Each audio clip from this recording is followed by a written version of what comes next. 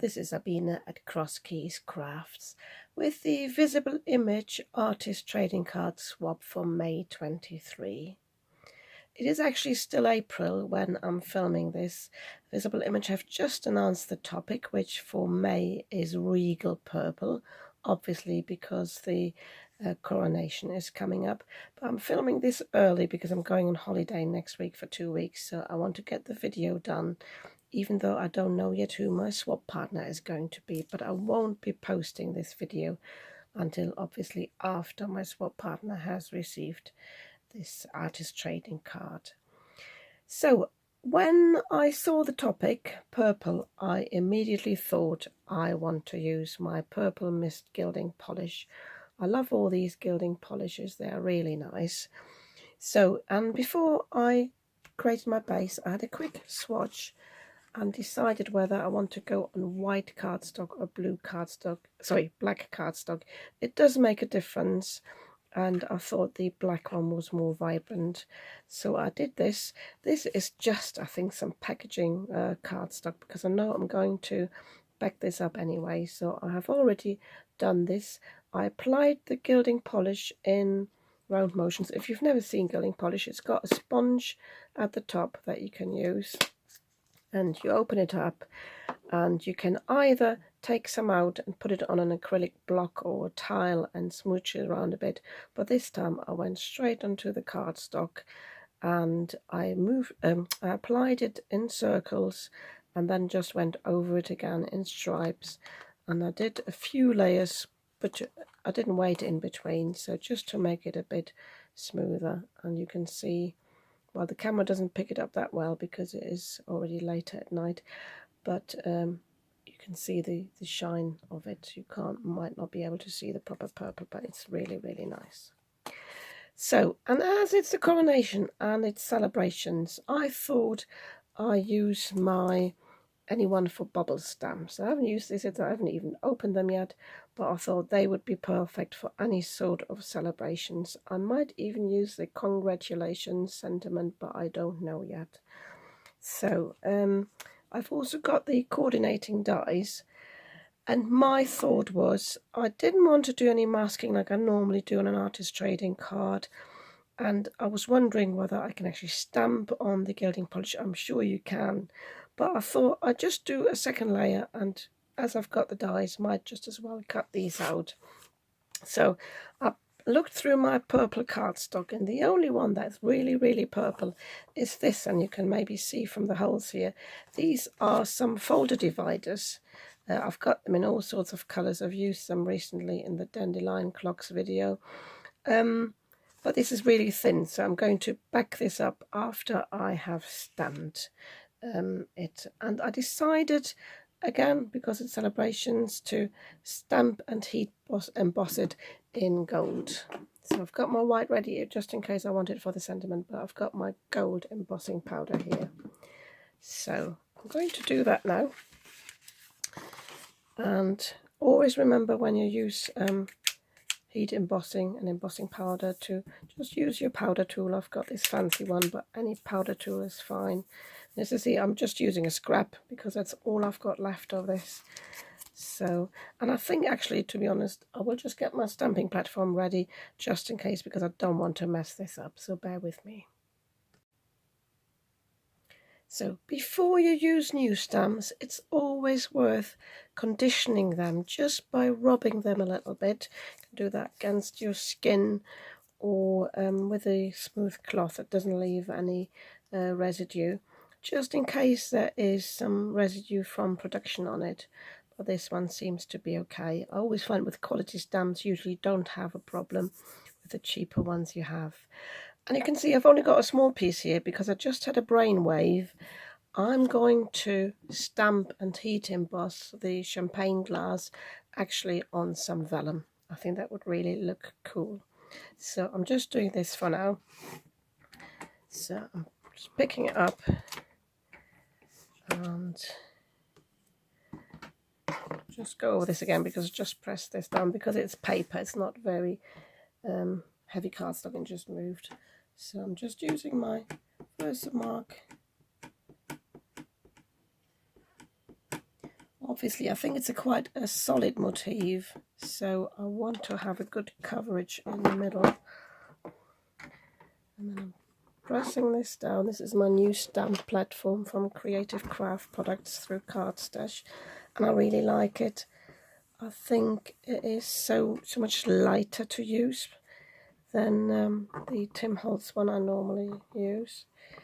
So, problem with this now, I'm definitely moving the cardstock whilst I'm lifting this up, but I think that looks good. So I always have got my embossing powder, well, definitely the main ones in these boxes, because it's so easy then, sorry about the noise, to just dip them in and basically have the residue, or sorry, whatever you don't need, straight back in the box. And I normally use a spoon, but I don't have my spoon ready, so I'm just trying to do it like this. Give that a tap. So I need a bit more at the bottom, I think, unless it's part of the stamp. Can you see I'm a bit uneven there? Maybe it's just too much, or maybe the stamp moved. I'm not too fussed about having anything on the outside because I'm obviously die cutting it. So I'm just getting my brush. It just disappeared in the drawer here. There it is. And I'm just tidying this up a bit at the bottom.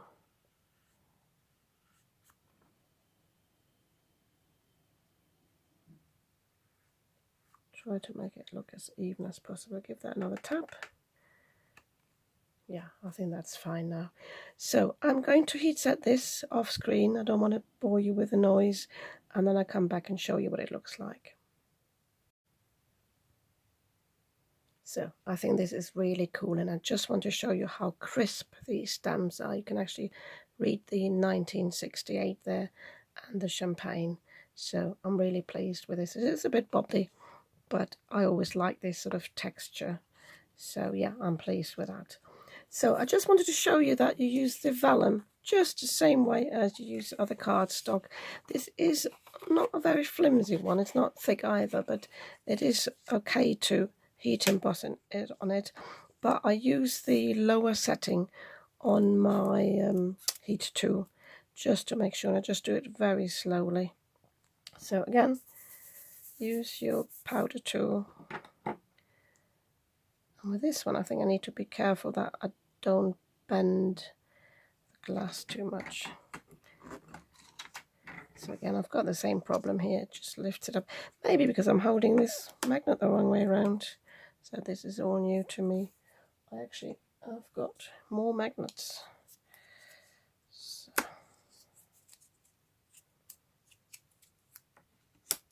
try this now. So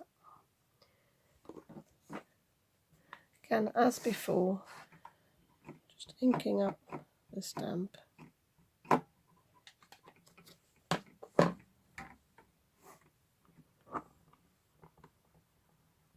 And you can see I'm very generous with the pieces I'm stamping on. I find it easier to have bigger pieces to start with and then just cut them down accordingly rather than being too close to the edge. Okay, so again, I'm dipping this into my gold embossing powder.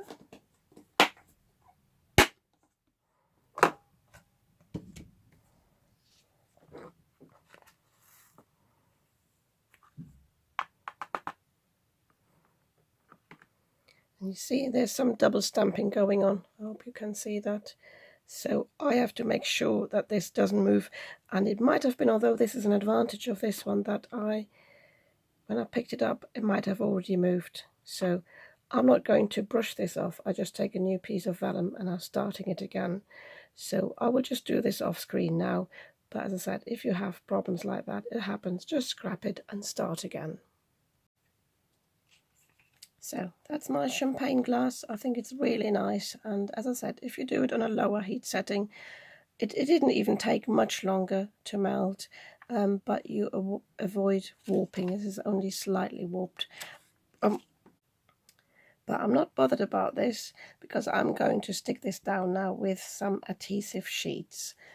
For jobs like this, especially when I'm using vellum, I'd like to use the Crafter's Companion adhesive sheets because they are good quality and they're easy to die cut from.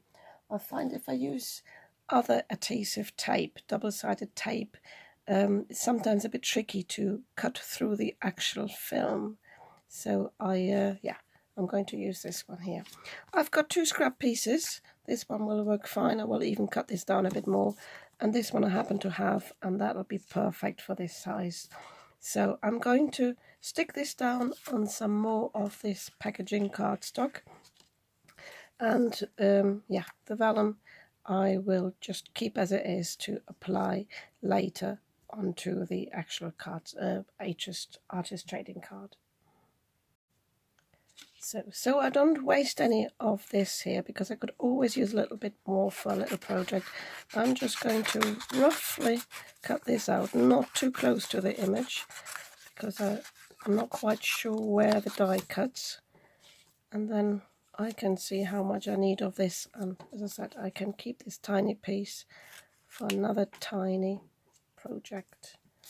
And I'm doing the same here, just cutting this down here, and that'll be fine. So this is not really difficult to apply. You just need to peel off the corner there, make sure you've got the right piece in your hand, the one that's sticky, and just go down here. Might be a bit close to the edge there, but it won't show afterwards, I think. So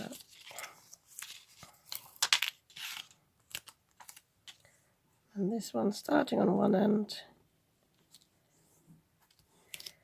going down to the other so I don't have any bubbles. So I will actually cut this off, but I'm not cutting it on the adhesive sheet. I cut it a bit further in because then it won't stick to my scissors. I don't want this to get stuck in my die cutting machine. And then I'll just peel this off. Oh, sorry if I'm going off screen. There we go. There's a bit of a wide edge, but I think that'll be cut off anyway with a die. So again, just flattening this out. So that's all smooth now. And just before I will cut it through, I will just cut off this little bit of film. So I'm doing the die cutting off screen. You don't need to see me do that. And then I'll show you how I assemble the bits. So I've cut both pieces out, and that worked quite well. If you wanted to, because I think the die squashed the vellum here a little bit. Obviously, you could die cut the pieces first and then do the heat embossing. But yeah, I think this worked fine. So I cut this down to size, and I debated where to put the sentiment if I wanted one. And I decided, and I had a trial run here, to just stamp congratulations all over the background. I won't be able to see much of it because once I've put the bottle down, and then we'll have to cut that down a bit here, and then the glass, although obviously it will be a bit see-through with the vellum, you won't see much of it, but I think it will give a nice texture in the background. And as you can see here, this is just the normal VersaFine. That works well. It didn't even smear, it dried almost instantly. And yeah, I thought this would be really nice. So for this purpose, I'm going to stick this down on some scrap paper with some removable tape. And give me a sec until I've prepared that. So I've just used my Stick It removable. I find that really, really useful. I don't like double-sided tape that you roll over because you always got a bit of a raised bit and then you don't stamp very well. So now I'm just going to start at the top. I hope I've got enough light here. It doesn't look very bright on my camera. So I'm just starting on the top, just getting the whole sentiment in, almost, except for the exclamation mark. And then the idea is to just offset it underneath. So that's fine. So I'm just going in here.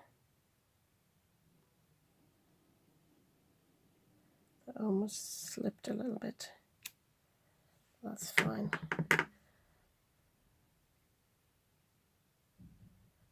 Funny how it slides. I think it's a smooth surface of the gilding polish, but it's fine.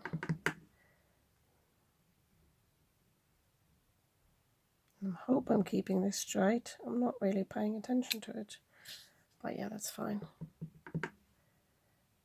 So as you see, I varied on one side and then I know how far I need to go in on the other side. Maybe do a full one again at the bottom.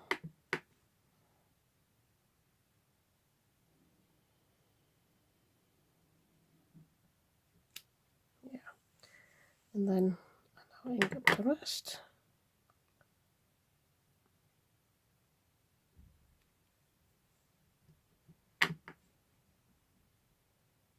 And always ink the stamp up again. In the past I used to think you can just use the rest on it, but as soon as you stamp on an edge it will show on your stamp, so it's worth inking up again.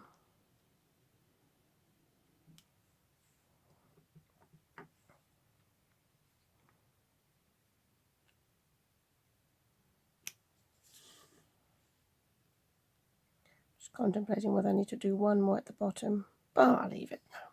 Yeah, so I just leave that to dry for a second and then I'm going to adhere the pieces and then cut them down afterwards, but I'll show you that as well.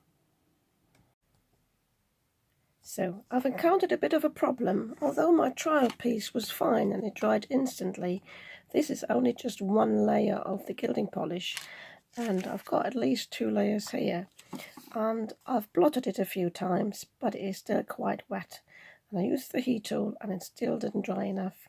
So I'm just going to pour some clear embossing powder over this and try to seal this in, and I hope that works, so bear with me. I will just cover up the 2 strips here on the back because I'm conscious obviously that otherwise the embossing powder will stick to that too much. So, and I'm not fussed whether, I'm not using my powder, I'm not fussed whether anything gets stuck to the rest because I always like texture in the background. So even if the whole bit gets covered, it doesn't matter to me. But it does actually look okay. So I'm just, tell you what I have just though, can you see? I've just ruined the cardstock there. I have to see how I can press this down. I'm going to hold it down here because I know the bottle is going over this, and then I have to see how I can flatten this out. So again, I'm quickly going to heat set this and then it should be fine and not smear anymore in the background. So that's my little tip for you. If things don't go to plan, just think outside the box, think what you can do with it, because this is really cool now. I actually like the texture. I hadn't thought about heat embossing the background, but it's really good, so it doesn't smear at all. I'm not happy with the damage I caused there, but again, easy to solve. At first I wanted to put the bottle on this side. I'm just going to put it on this side now, and hopefully that will cover up the damage there I did with the pliers. I don't know what happened there, and then I can put the bottle, the glass on this side. So as the glass is thinner and not as solid, that definitely has to go on first. I'm just debating whether I need to put more light on because you can't really see much, I think. Give me a sec. So I've put 2 more light sources on. It looks good on my screen here now, but I don't know what it's like in the end product, but yeah, I think this is so much better. So as I said, I will put this one on first, so all I need to do is to peel off the sticky back here, and I'm starting at the top, and that will go on like this. And I've got a bit, I don't know if you can see that, I've got like a little air bubble in there. See if I can press it down, but I'm not too fussed. But I like the fact that you can read the letters through it. So the more I push down, I think the more it shows. No, it's actually not an air bubble. What it is where I don't have the letters, where I've just got the background, it shows the background colour more. So if I maybe press this down in the other areas, it equally shows. But again, I'm not too fussed. So in this one, I'm just going to glue this down with my collal glue. I'm just debating whether, maybe even have straight as that. I tried to cover this bit up, but then I'm losing the cork. But I actually do like the bottom of the. Tell you what I do, just to test which way I like it. I'm just covering the top and see if I'm happy with this, or whether I'm better off lowering this and just get rid of the bottom. Yeah, it will look better. So I tried to remedy this bit here where I bent it by just using my bone folder over it. Normally that works quite well, but I think because I've got the different layers, and especially the shiny gilding polish, just shows it now too much. Doesn't matter, it is what it is. So yeah, I will definitely go for this and keep it at an angle.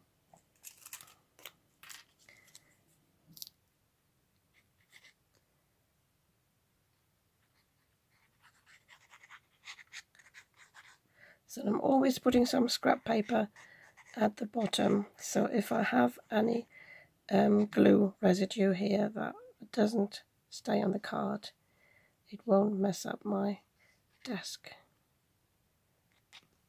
because I'm not even sure how much I need at the bottom. Yeah, I'm going a bit closer.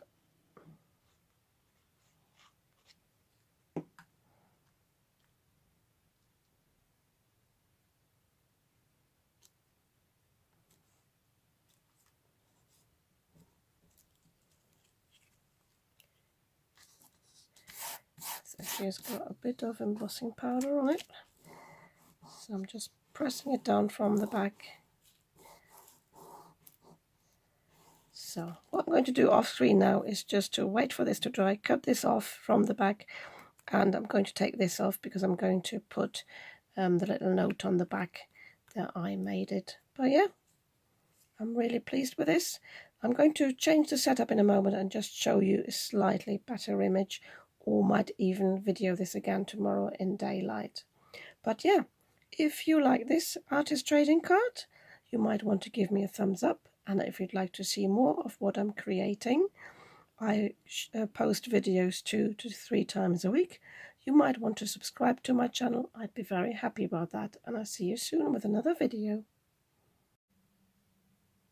Hello again, it's the next morning, and I thought I'd show you what I created last night off camera. This, by the way, is the ATC again. It's a bit different in daylight, the purple, and I think it really comes through very nicely. But yeah, I used a technique that I sometimes forget about, because I just decided to have the bottle and the glass again with the congratulations. This is actually a scrap from the original card background. So I just stamped on this. This time, because I had the problem with the ink not drying, this time I just stamped it with Stays On, so that was an issue then of not getting it dry. I did stamp some bubbles in the background here. This bubble stamp comes with the stamp set, and I added some Nouveau drops, so these are the cheap pearl drops from Poundland on the back. But for the background, I created an embossed effect with this stencil from Visible Image. I'm not even sure, I don't think Visible Image actually do embossing folders, but you can very easily emboss with stencils, especially these, because these are really nice and thick, by putting a silicone mat underneath this sandwich. So this goes on there. And then I put the cardstock down and this on top.